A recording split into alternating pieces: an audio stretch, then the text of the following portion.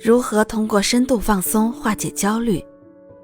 伊芙琳再次迟到了，她对此已经无语了。每一天呢，她都会设置好闹钟，预留出时间来穿衣、吃早饭，然后开车去上班。她呢，在一家普普通通的公司里工作，工作的地点是位于林地的办公园区，在休斯顿的北部。然而呢，她每天都会迟到30分钟，哪怕她将闹钟的时间往前拨了半个小时。这一次啊，她悄悄地溜到办公桌前，打开电脑的时候，一个聊天窗口从屏幕上蹦了出来，是老板马克的信息，简短的内容预示着不详，请来一趟我的办公室。和马克的见面过程呢，像他的信息一样简短。伊芙琳被告知她要被查看1个月，如果在1个月里她不能每天按时上班，那么就会被炒鱿鱼。伊芙琳很艰难地回到办公室，她想，老板和同事都想甩掉她，多丢人呐！她讽刺地想着。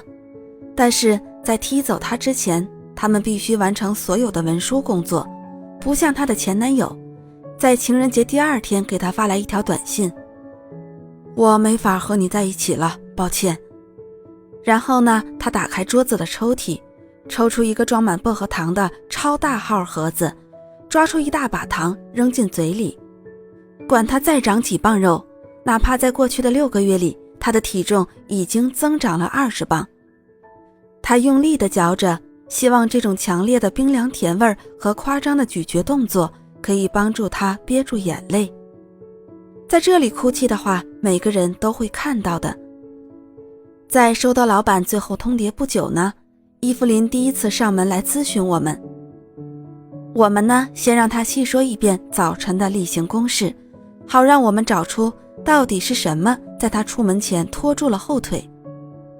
我们发现呢，他在描述他的行动，起床、洗澡、挑选衣服的过程中穿插了很多关于工作的负面的旁白。他呢，称所有的事情不是愚蠢就是不得要领。不需要太多刺探，伊芙琳承认她干这份工作完全没有成就感，但是呢，她害怕失去他，所以她觉得老板不会给她写一封好的推荐信。那是因为你的拖延症吗？我们问她。不，完全不是因为这个。在她不能按时上班之前呢，她和老板以及大多数同事之间的关系就已经非常紧张了。她负有很大的责任，很显然他们并不喜欢在每次拒绝她的求助时，她不只是微笑或者耸耸肩而已。那为了迎接每一天的挑战，她每天早晨都会在心里清点可能面临的每一个麻烦的任务和项目，并试图找出解决的办法。害怕失败的焦虑意味着她每天走进办公室，她的精神就会高度的紧张。那不得不借助她在10年前戒掉的烟来缓解紧张。和男朋友分手后呢，她沉湎于报复前男友的想法，她对工作的负面情绪就加剧了。她呢，也经常在疲惫麻木和愤怒好斗的情绪间游移不定。但她发现，当吃到公司自助餐厅的软绵的大号咖啡巧克力松饼时，她的神经就镇定下来。后来呢，她一直很想吃碳水化合物含量高的食物。她知道用烘焙食物的快餐来安抚她的情绪是她体重飙升的元凶，但狂吃东西是唯一一件能让她感到快乐的事情了。她为此呢而感到厌恶自己。咨询我们并不是伊芙琳第一次为改变生活所做的努力。她呢阅读励志书籍，尝试改变消极的思维方式。她呢在治疗中探索过去，在本地的健身房里练习瑜伽。但她始终觉得自己像广告里的小老太太，破罐子破摔。哎，就这样吧，她经常阴郁地对自己说。其实啊，少量的焦虑呢是有帮助的，可以点燃我们的激情，鼓励我们开展工作。但是呢，过虑的焦虑只会绑架我们的大脑。很明显呢，伊芙琳的边缘系统已经超负荷运作，每天早上她都试图掌控新的一天，并提前解决所有问题，但这种例行公事会使她陷入逃跑、搏斗或者僵住不动的模式。将大脑训练成持久焦虑的状态，反而呢会提高他的唤醒水平，让他将问题归结于他的老板和同事，却同时努力从脂肪、糖和盐里寻求安慰。此时呢，他非常需要重新设置他的神经回路。伊芙琳呢确实有不快乐的理由，但使他陷入如此消极的心态中的责任在于他，而不是工作，不是老板，也不是前男友。好消息是呢，这意味着他完全可以靠自己爬出焦虑的泥潭。但是呢，他必须确认是他的哪些行为导致他焦虑到如此极端的地步。我们帮他找出了3大元凶：压力心态、压力制造和压力超载。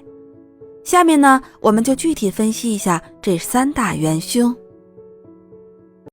压力心态。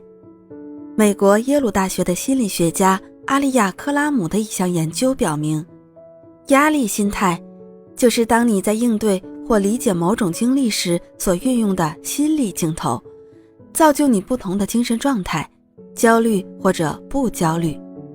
那如果你的压力心态是消极的，你就会认为压力在消耗你的能量，抑制你的能力。因此呢，你会不惜一切代价避免压力的出现。那如果你的压力心态是积极的，你就会觉得它使你更加健康，使你更好地完善工作表现，提高工作效率。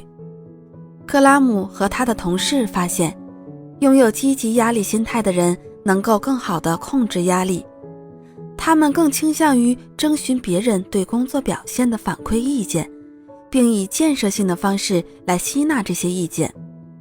但不幸的是呢，伊芙琳遭受的是消极压力的心态。压力制造。根据压力制造假设，人们处理日常情况的方式在创造压力事件上扮演着重要的角色。换句话来说呢，用消极的方式对待生活会制造更多的压力，而积极方式制造出的压力却很少。那些自找压力的人呢，可能患上了伊尔综合征。伊尔呢，是动画片《小熊维尼》里一只忧郁的驴子。天气晴朗的时候，他会说：“我要被太阳晒伤了。”下雨的时候呢，他会抱怨：“我的午饭要变得湿乎乎的了。”伊芙琳呢，正在慢慢地患上了伊尔综合征。他不知道如何保存所拥有的愉快的经历，哪怕呢是快乐的事情发生了，他也很难懂得去享受它们。他呢只关注错误的地方，只会想象所有的事情会变得越来越糟糕。而老板和同事们对他长期性拖延的负面反馈，又增强了他的负面展望。他们都不理解我，他想，我可能已经筋疲力尽了。那让压力来主导你和他人之间的互动，就会产生3种后果。第一呢，它会让你忽略他人给予你的支持。当别人试图给你支持却不被你重视的时候，他们最终会感到疲倦的，并逐渐疏远你。第二是，当你不承认别人的支持，你的情绪电池就会消耗电量，你可能会退缩。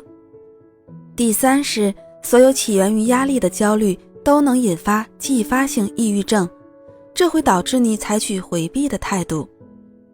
我们怀疑，正是这3个后果使伊琳娜的生活脱离了正轨。她的老板和同事真有那么苛刻吗？每个人都陷入了反馈回路的作用和反作用里，哪怕是一点悲观主义，都能增强你的消极情绪和你周围的消极能量。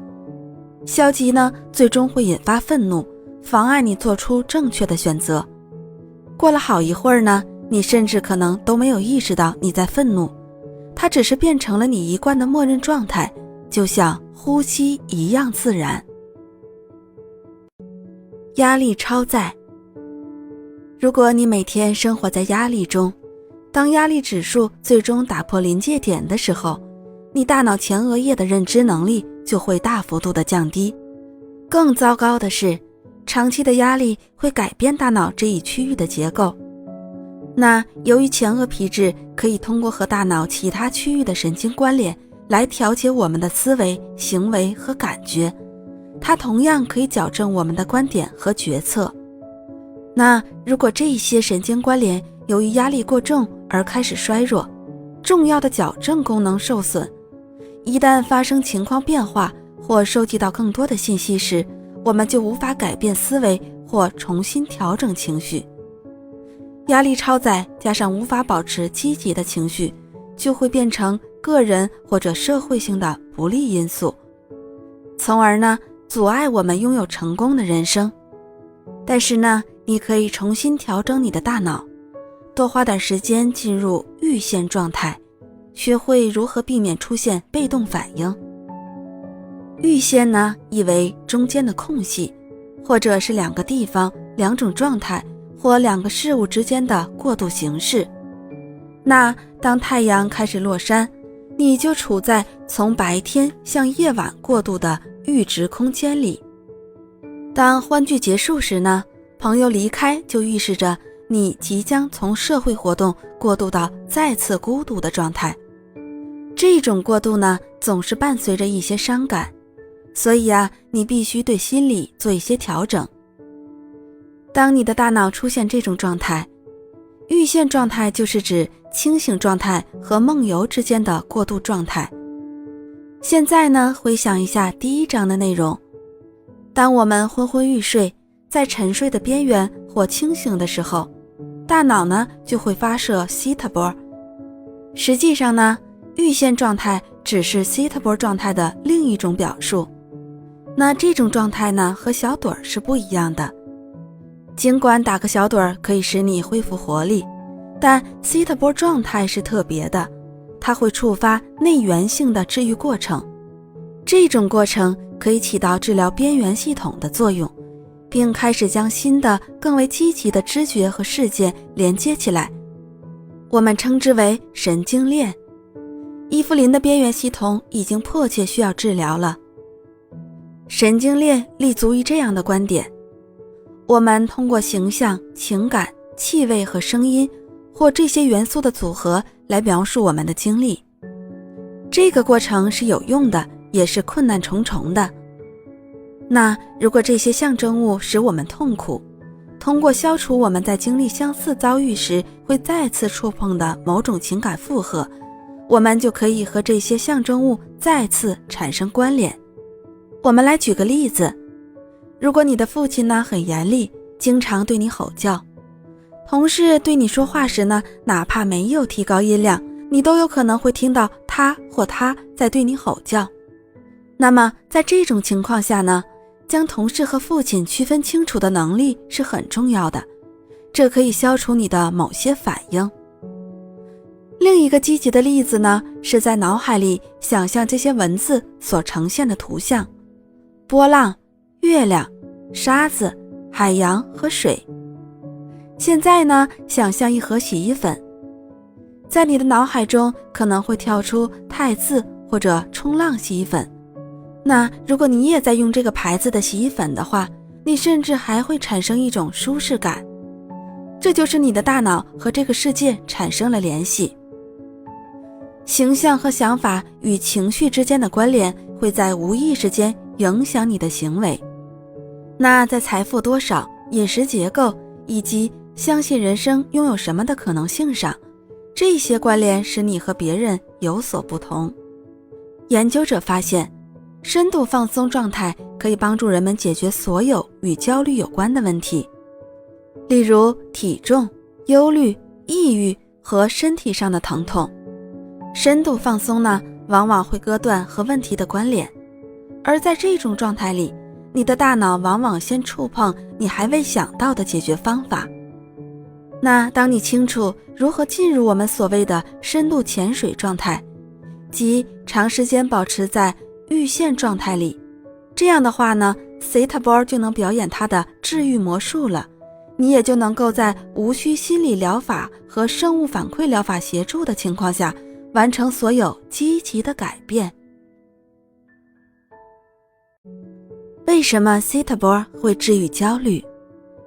长久以来，盐水浮力池又名隔离池，被冷嘲热讽为新时代人们的愚蠢配件。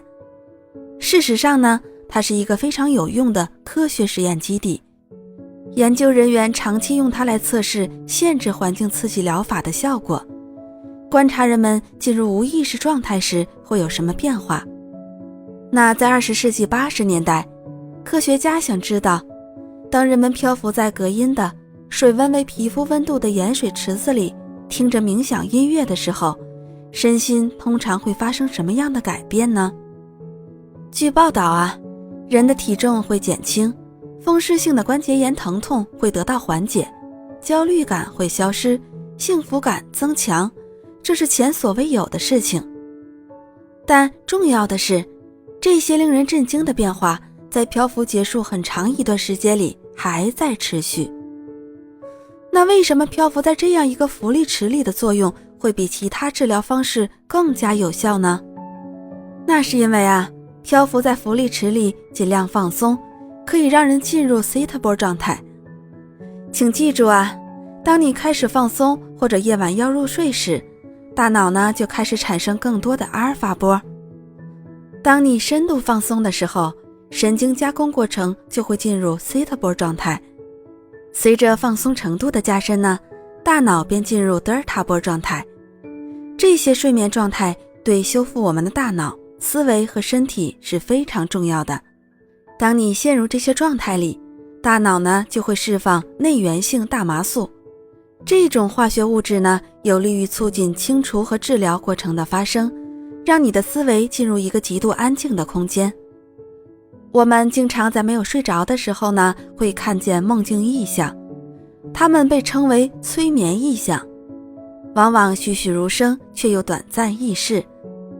正是这种情况下， Theta 波占据优势地位。在这种状态里呢，治疗过程就开始了。深度放松将人置于有利于放松的神经态的内源性释放的目标区域里。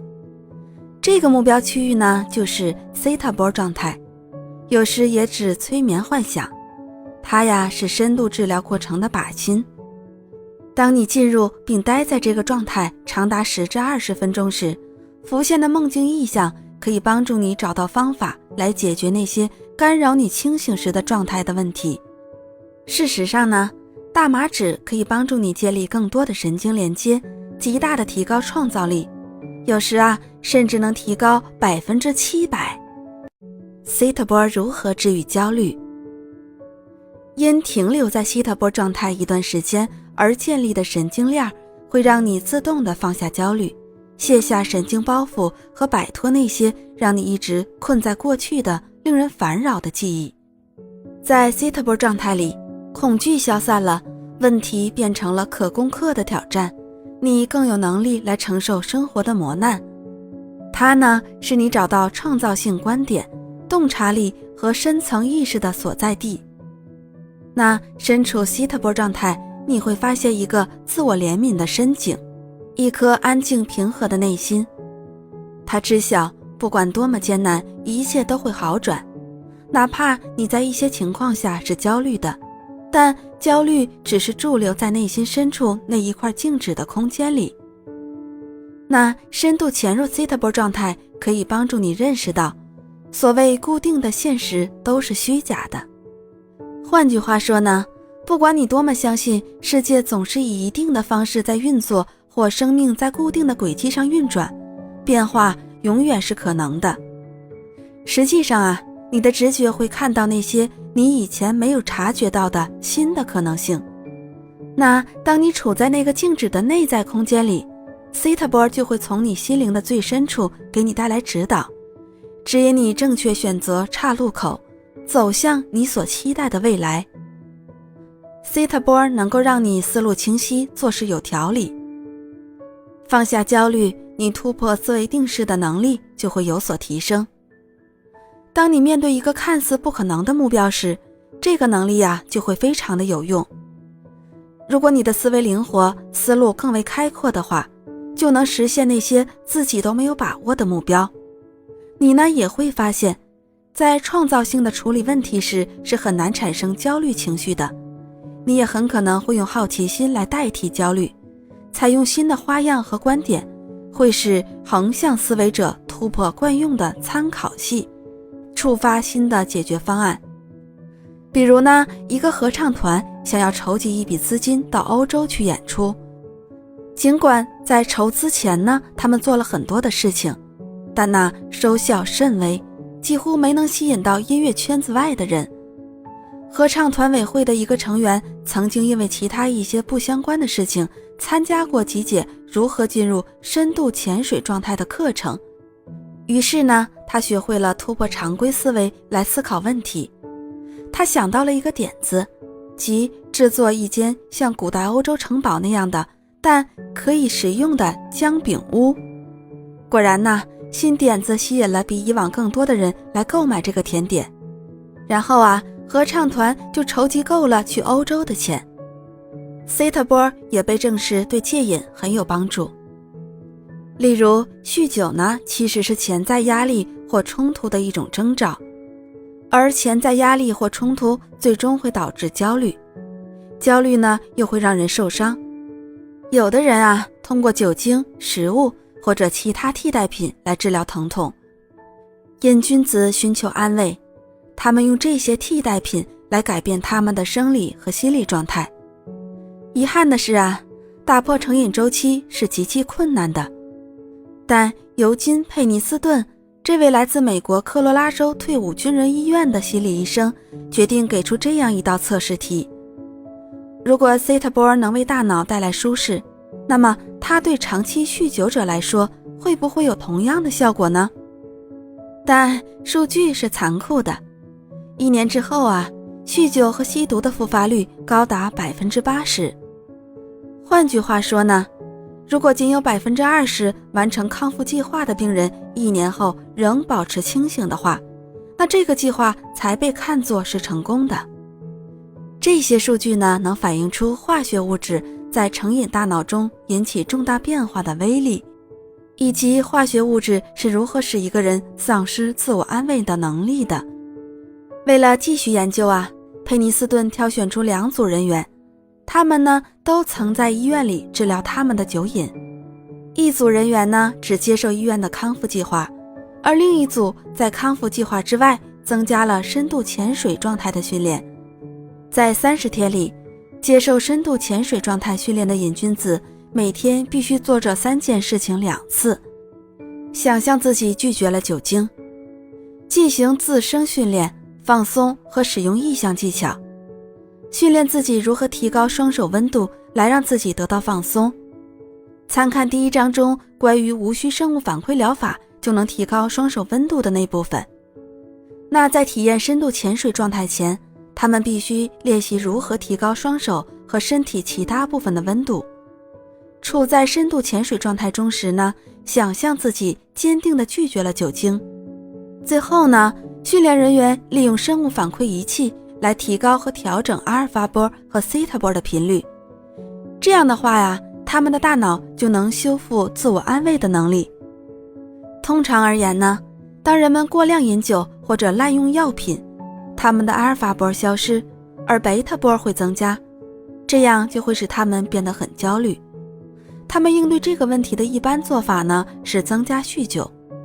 在这种情况下大脑只能放弃发射阿尔法波。那一天有2次沉入西塔波状态，病人的大脑就能给他们自己带来深度舒适感，无需外部替代品的帮助。在这个实验后的5年里呢，接受深度潜水状态训练的人员中有 80% 依旧保持清醒，而那些只进行医院康复计划的人员在跟进的36小时里就再次喝了酒。佩尼斯顿的实验彻底改变了实验参与者复发的次数。2005年，研究人员在休斯顿复制这个实验，对大量的多物质成瘾者进行了测试，得出了相似的结果。这种治疗酗酒和吸毒上瘾的方法，最好是在医院进行，同时辅以生物反馈疗法。而这个研究也证实了西塔波对我们大脑、思维和身体具有显著的治疗效果。利用西塔波重新编排我们的思维。家庭、文化和个人经历塑造了现在的我们。我们呢，形成了自己的一套参照系，它可以影响我们对世界、自己和他人的理解与判断。而且很多判断呢，会限制我们的活动和快乐的程度。慢性焦虑者呢，却允许他们成为自己内心那个强调生活体验和指导人生准则的编程的消极部分。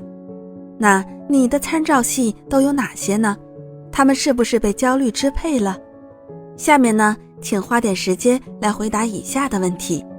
第一，你会不会花大量的时间思考生活中的问题，例如金钱、健康、工作和家人之间的关系？那如果会的话，那会花多少的时间呢？第二，这些思考会不会干涉你的其他的活动，并阻碍你欣赏自我？第三，你有没有发现自己在试图从这些思考中抽身出来？这些让你分心的事情是否对你的生活产生了负面的影响呢？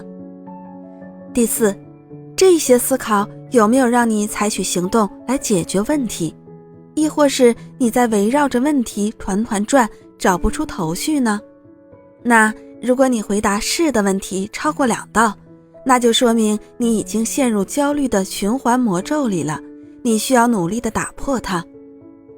你的答案呢，可能会和你孩童时就形成且长期存在的信仰结构有关。那在下一章里，我们将探索你的信仰体系结构，以及他们在促使你觉得自己是个受害者的过程中扮演了什么角色。现在呢，请你想一想，你是如何使用这些焦虑过滤器的？例如，你是否经常担忧别人没有重视你，或者不想和你在一起？那当你走进一群人里，难以和别人谈话时，你是否感觉扭捏不自在呢？这种种的问题来源于贝塔波过高导致的焦虑，会造成长期性的影响。就比如你觉得自己从来都不属于一个群体。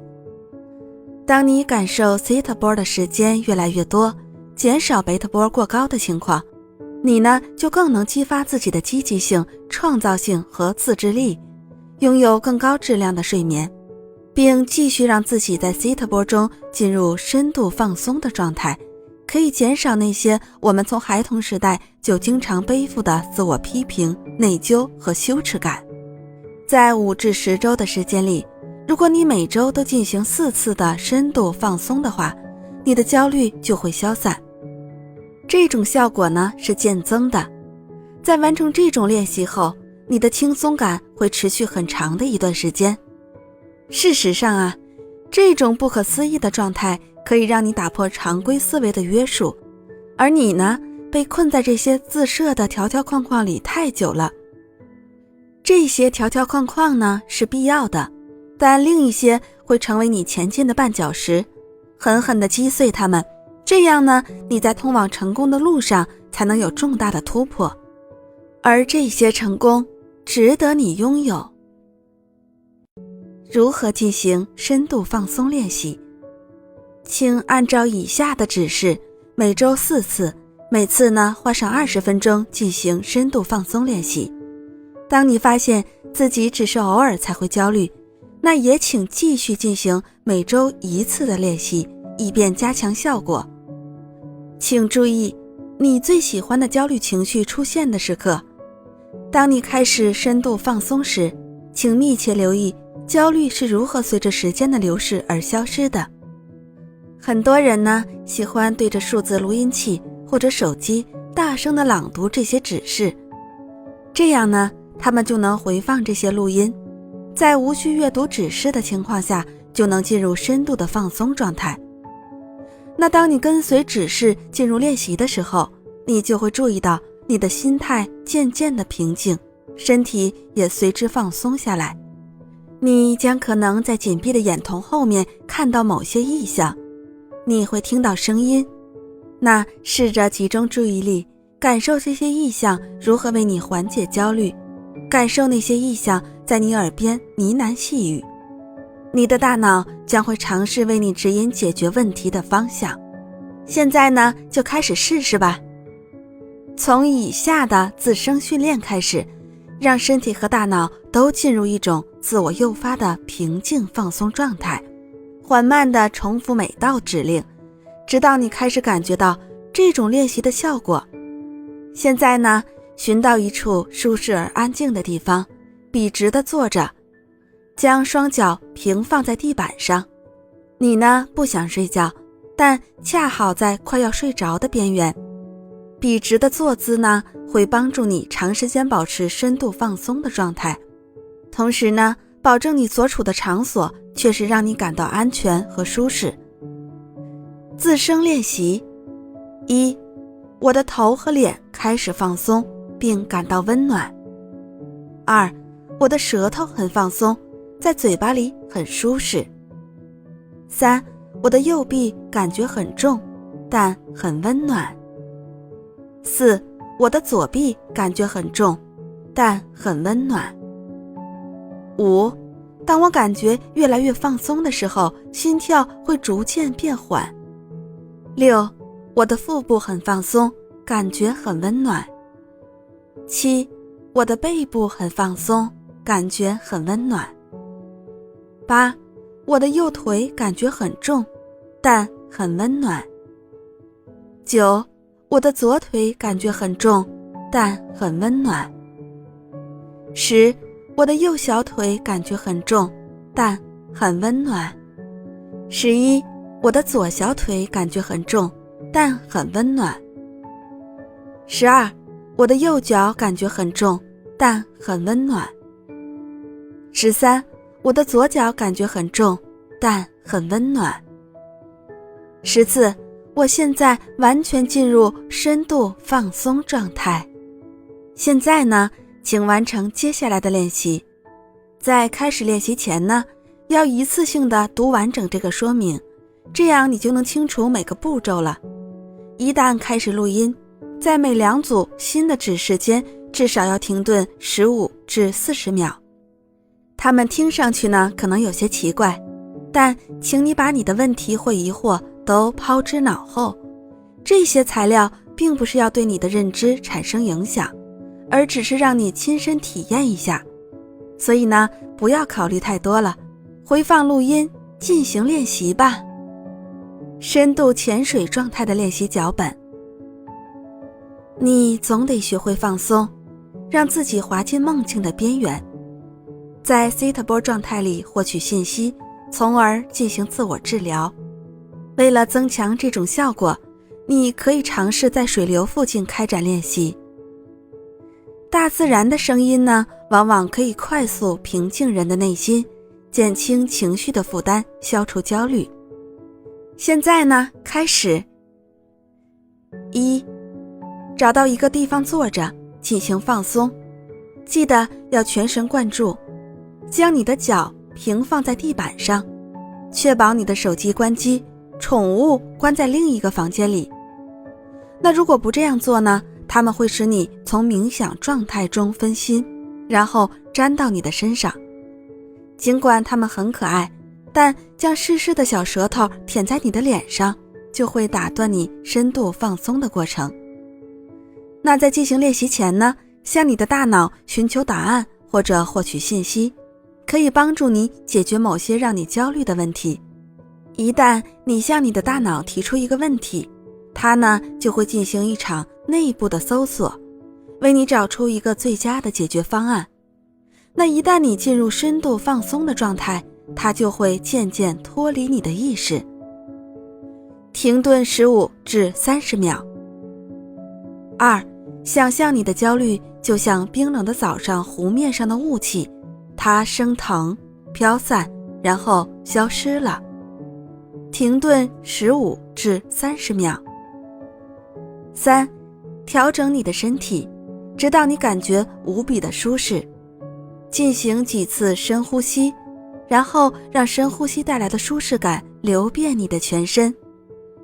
当你坐在安静的地方，让呼吸带来的自然平静从你的头顶流向你的脚底。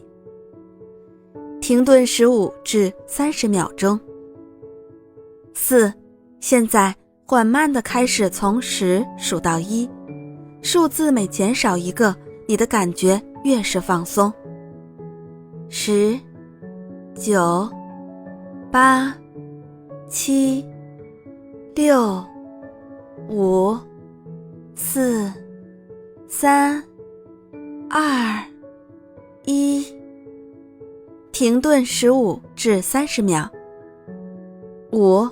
让自己更加放松，这样你就可以开始进入一种深度的精神状态。无意识在你心灵的最深处，是你一生所学的储藏室，它拥有获取最积极的心理资源的惊人本事。停留15至30秒。6. 将注意力放在你的呼吸上，想象自己正缓慢下沉到一个你可以获取双倍放松的地方，一个在所有悲伤、焦虑、沮丧或压力之外的地方。想象一片蓝色的水域，这是你自我怜悯的私人泳池，你可以观察水有多蓝。也许呢，你想将脚放进去晃动一下，你也可以一个猛子扎下去，感觉水划过皮肤的舒缓，就像爱和怜悯的水流漫过你，并流向你的心间。停留15至30秒。7. 现在再多进行几次深呼吸，让自己继续下沉到一种将睡未睡的状态。这是你内心的避难所，你在那里可以发生翻天覆地的变化。这是无私的地方，是最深层次的精神状态，是拥有奇迹般治愈能力的状态。在那种状态里，大脑能重新调整思维和身体。当你漂浮在这种状态里，你就能看见梦境意象。如果是这样，就让它们出现，肆意飘动，不要感觉到兴奋。想一下，你的无意识这道神域，从意象、形象、象征或者声音中读取有意义的信息或建议。问自己，我的神域试图向我揭示什么呢？停顿15至30秒。8. 10分钟之后，开始给自己这样积极的暗示：我心灵最深处已经知道我可以解决这个问题，我的头脑很强大，而且很有智慧，我对自己实现目标越来越有信心。焦虑离开了我，就像蒸汽消失在空气中。焦虑的情绪阻碍我实现最好的自我，所以我可以驱除它，就像一只在我的头脑中随意进出的蝴蝶，但我以后看见它的次数会越来越少。9. 现在呢，开始让自己缓慢地回到你再次警觉时的那种意识，慢慢地从1数到10。1、2、3、4、5、6、7、8、9、10。开始轻柔地将你的清醒意识转向你所在的空间。在你数数的时候，努力地感受你的脚、你的手、你的背。静坐几分钟，留意这种轻柔的感觉，感觉你的内心转变。如果你的无意识给你了一些信息，那么写下来，之后呢，再去摸索。如果你接收到有趣的意象，赶紧记下来，就像很多梦境一样，它们会转瞬即逝。10. 当你静坐的时候，留意任何你在深度放松状态下获得的信息，以及它们是如何帮助你消除焦虑的。你还需要其他什么心理资源来帮助你获得成功吗？是更多的信心、更平静的心态，还是更丰富的知识或经历？现在想象谁拥有这些品质。当你压力重重却不知道该做什么的时候，你可以模仿一个现实生活中的人，或电视电影中一个人物身上你所欣赏，希望自己也拥有的方面。我们的一个客户呢，选择了以电视剧《海军罪案调查处》中一个似乎永远都知道在危机中做些什么的人物杰斯罗·吉布斯为榜样。那在这个过程中呢，你将会运用到大脑的镜像神经元，不管你是真的看到，亦或只是想象某个人在进行某项行动，这些脑细胞都会做出相同的反应。所以呢，你可以复制这项行动。如果是吉布斯的话，那他会怎么做呢？这个念头会让你的精神置于一种资源丰富的状态，并给你提供了好好思考你的反应和行为的时间。这样呢，你就能做出更好的选择。伊芙琳寻求深度潜水状态。我们确信，相比所有的瑜伽课程或放松策略，深度潜水状态可以帮助伊芙琳的心灵得到更长时间的平静，并控制她的焦虑。那在之前的练习中呢，我们帮助她沉入睡眠的边缘状态，就是 Sitable 状态，并保持这种状态20分钟。在经过1-2节课后呢，她开始意识到，在深度潜水状态中体验的放松感可以持续几天的时间，而使她感到焦虑的事情的门槛提高了。所以呢，她的反应不会像以前那样快速和激烈。那经过10节课后呢，她注意到平静的状态可以保持1周，但让她惊讶的是，在依旧自己的冲动、想法和情感形式之前，她开始留意它们。那这就是想法和其后的行动之间有一个空间，里面的时间延长了，让她呢有充足的时间去进行思考，并判断这个行动对她是不是最有利的。比如呢，是将她的想法告诉老板，还是选择沉默呢？她可以拉开足够远的距离来观察自己如何与她的老板和同事进行互动。那在疏远同事以及受到老板批评的事件中，她扮演的是什么角色？一旦呢，她可以不那么情绪激烈，思路清晰地分析她的工作环境，她呢就能将这些反应抛到九霄云外去，并考虑找另一份让她有成就感的工作。她呢将她的反应的优先顺序进行调整，确定哪些是她真正感兴趣的工作，并思考她该如何为这个社会做出新的贡献。她意识到，真正感兴趣的工作呢，与社会正义有关，所以啊，她开始制定计划来换一份能够实现她的愿望的工作。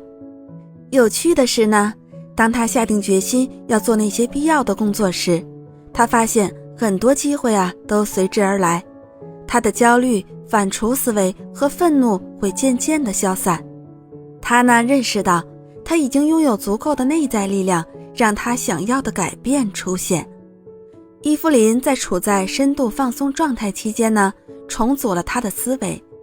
通过反复沉浸在这种舒适的感觉里，她可以找到新的自我感觉。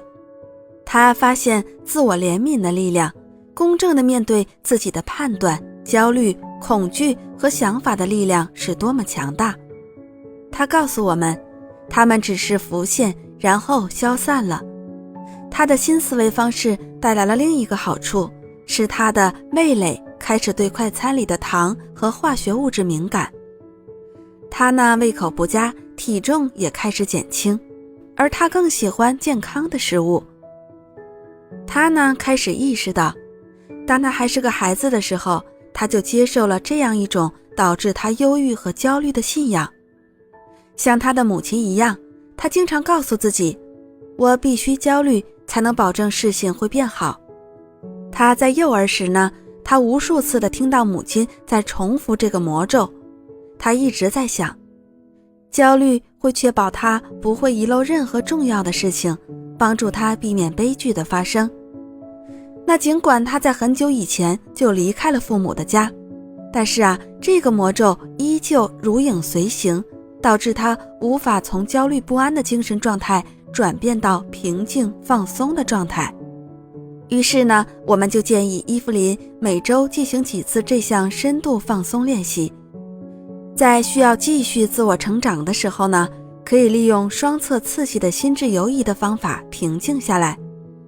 我们督促他进行练习，进入西塔波状态，从而更好地控制自己的思想，增强对压力的免疫力。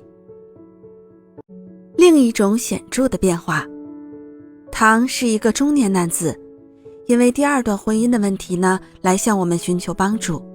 他呢很忧郁，因为他的妻子乔伊斯一直和他的前男友通过电子邮件联系。他发誓他和他的前任没有任何情感上的纠葛。他和前任约会的事情已经过去了几十年，而后者呢也建立了新的家庭，现在也住在新西兰。唐阅读他们的邮件，看到他们的通信并不频繁，内容简短，很多呢也只是聊聊工作和家庭的新情况。但唐经不住怀疑乔伊斯为什么要这么努力地说服他。唐很担心自己是不是就要失去他了。那在花费大量时间参加 MBA 课程之后，他知道自己的压力过重，却又无法解开心扉。他害怕妻子是在寻求陪伴，而他甚至没有意识到。最重要的是呢，唐患上了由压力引起的严重头疼，备受折磨。他越是担忧学业和妻子的事情，他的头疼就越严重。所以呢，我们建议，如果唐先治疗头疼，学会控制压力的话，就能更好地处理妻子的事情。那在经过10节关于深度放松的课程后，他的头疼消失了，压力呢也没有之前那么大。唐的处境呢没有任何的改变，他依旧在上压力很大的研究生课程。他的妻子呢依旧时不时地和他前男朋友联系，但使唐焦虑的门槛已经提高了，而他的情绪反应很稳定。在第10节课结束后，我们询问唐的婚姻情况，唐很高兴地回答我们，他和妻子已经找到回到彼此身边的方法了。他认识到他的压力导致他过度的反应，而那些问题呢，确实是他没有安全感的源头。当他的惯性压力反应消失，那思路呢就变得清晰了，见解更深刻，他呢就不会再将石头错看成是狮子。告诉大家一个箴言，进入将睡未睡的最深层次的精神状态中，并保持这种状态5至10分钟，你呢就可以消除焦虑，找到平和和舒适。现在呢，你对这种古老又现代的改变大脑的方法有了更好的理解。下一步呢，将审视那些可能加重你焦虑的潜在观点。